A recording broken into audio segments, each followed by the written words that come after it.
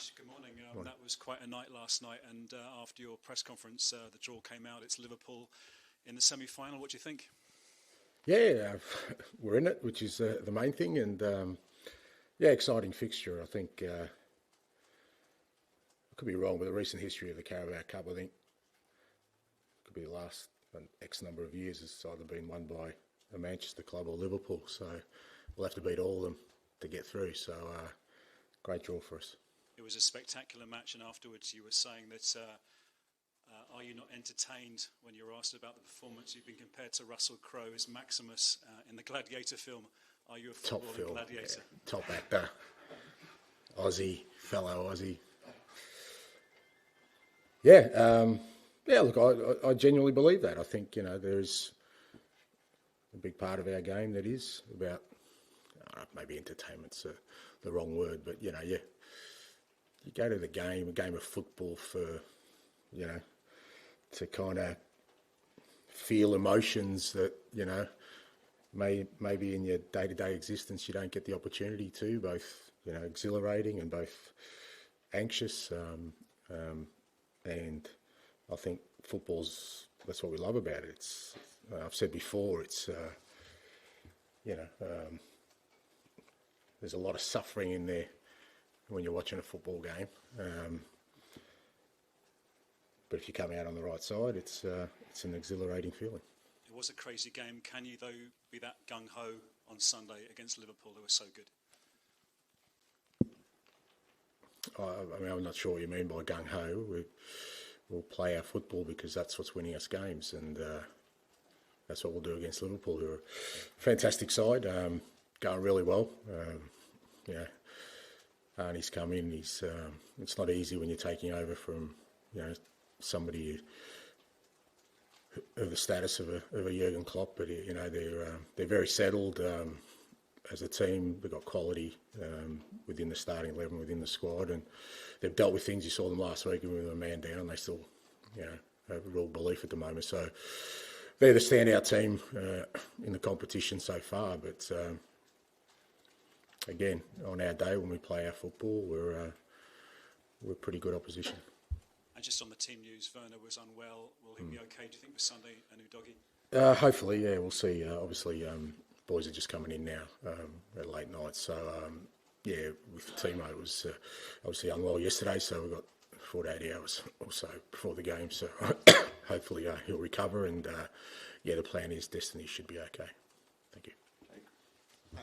Just a question on Archie Gray. He's played now 3 games at centre-back. Obviously, when he came in, you were aware of his talent, and he's played, obviously, at right-back for you. But putting him at centre-back, are you may be surprised at the level of performance that he's managed to achieve just being put into that position? Well, I think he's, I said last week, I think he's been outstanding, and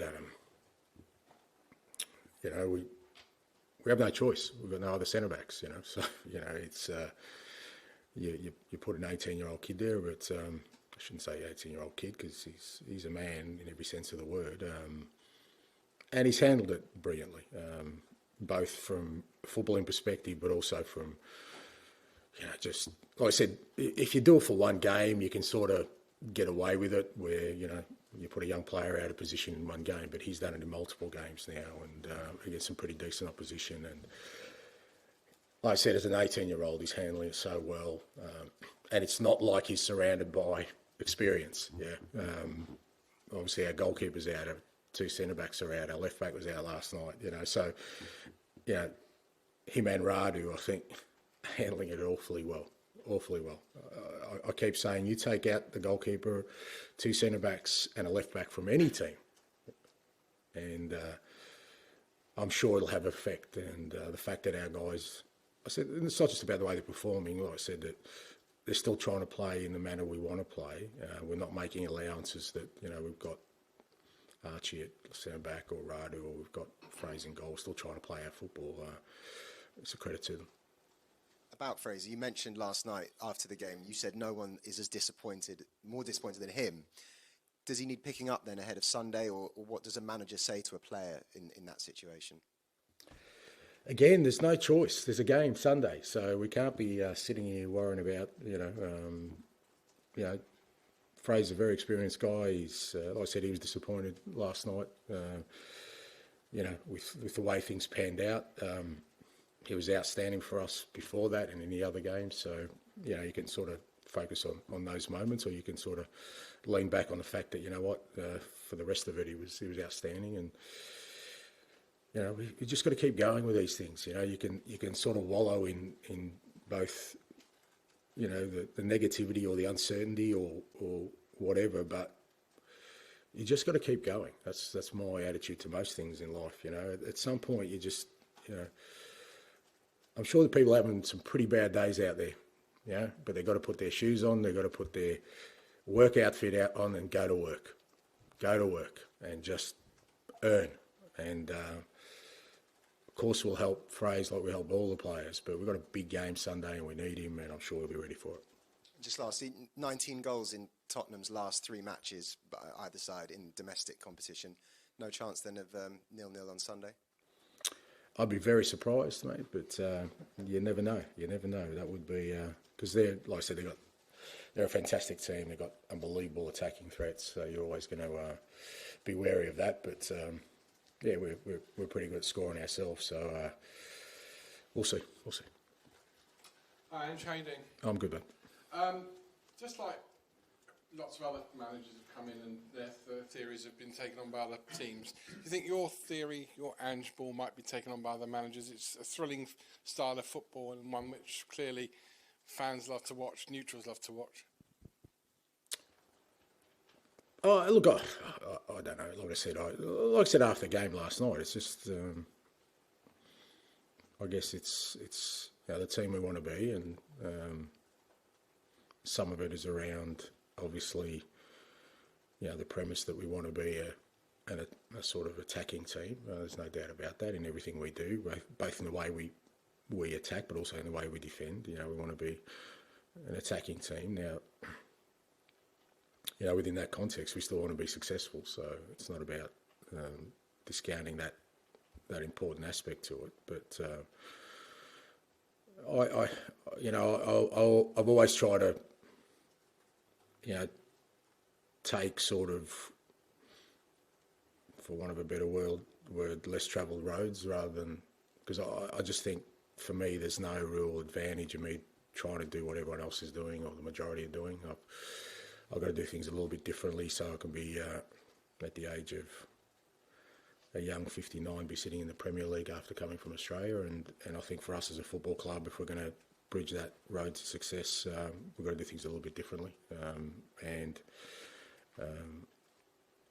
it's not easy, but I still think it's the path we need to choose, and then sort of how others react to that. Well, that's, you know, again, we've got to be guided by our own principles and guided by our own signs of progress. Regarding Fraser Forster last night, I mean, I don't know whether you'd be a manager that would necessarily put an arm around him, but in future, would you maybe encourage your defenders not to play out so much from the back until Vicario comes back in, because maybe that isn't his strength? No, because that would give us multitudes of other problems. You know, we're where we are and we'll continue to progress because of the way we play. I don't think we need to protect anyone in our team. I think if you go out there and play, you're kind of putting your hand up to play our way. And but we'll help players. I mean, last night, you know, it was what we try and do is, you know, as coaches is, you know, give as many tools for our players to make good decisions out there. Ultimately, we can't control a game of football, managers, as much as we try to. And I'm a big believer in giving players the tools to make the best decisions out there. And I think Fraser could have made some better decisions out there. It wasn't because of us trying to play out from the back. We just made some poor decisions. I think other players made poor decisions that led up to the ball being back with Fraser before that. So that's where you go, okay, well, how can we help? We help them by showing them that, you know, there are better decisions in the way we play without going away from our football that will mean we'll have the same outcome as last night. Finally, on a slightly lighter note, you've spoken before about how Dutch football used to influence you as a kid, but also how you were a fan, in inverted commas, of Liverpool. Just talk to us about your recollections of watching, I guess, the early 80s. Yeah, late 70s, early 80s. Yeah, actually, my first was probably around, I think, was it 74 FA Cup? Might have been Liverpool. Yeah, I loved the whole. I think back then it was kind of pass and move, Liverpool style. They used to play a lot of five-a-sides. A trainer used to read about it, like digest it, and really what five-a-sides were was a modern sort of rondo. So ahead of their time, kept the ball on the deck, all the stuff I loved. Mainly because my dad sort of loved the way they played. So that was born a bit from that, and fair to say they went away from that after a while. But yeah, no, a lot of my sort of early recollections and enjoyment of football came from that style of game. Thank you. Hi, Ange. Is Mikey Moore in a position to return? No. I mean, he hasn't been involved, so we'll need to get at least a couple of weeks training into Mikey and get him back up to speed. But hopefully not too far away. Yeah. How much did Jed Spence deserve that standing ovation last night for the work he's put in recent months? Yeah, brilliant, fantastic again. He's, like I said last week, he's had to bide his time.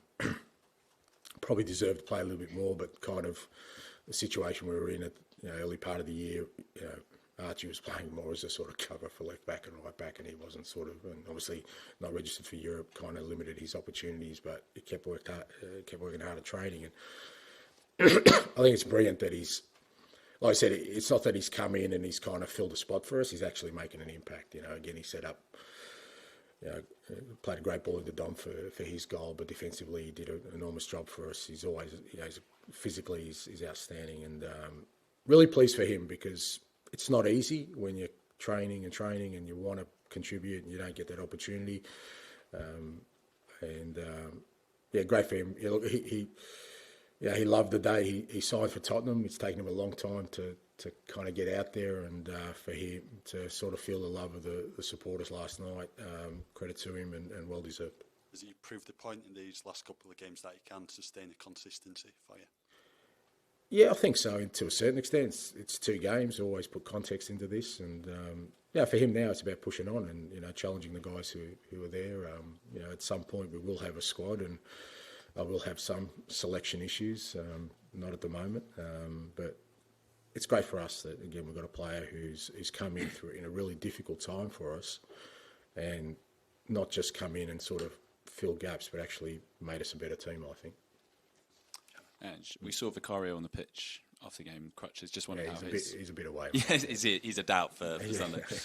Just wondered how he's doing in his recovery. Yeah, going well. Typical sort of Vic. He's pushing every boundary, mate. He's I think, again, obviously he's still a fair bit away, but whatever sort of timeline that is, he'll make sure he's back as quickly as possible. He's still very much around the group. You saw him last night, but even at training every day, he's still very much around the group. He's so invested in what we're doing, and he's kind of helping the keepers, but also helping the whole group. He's one of the leaders, and he's progressing well.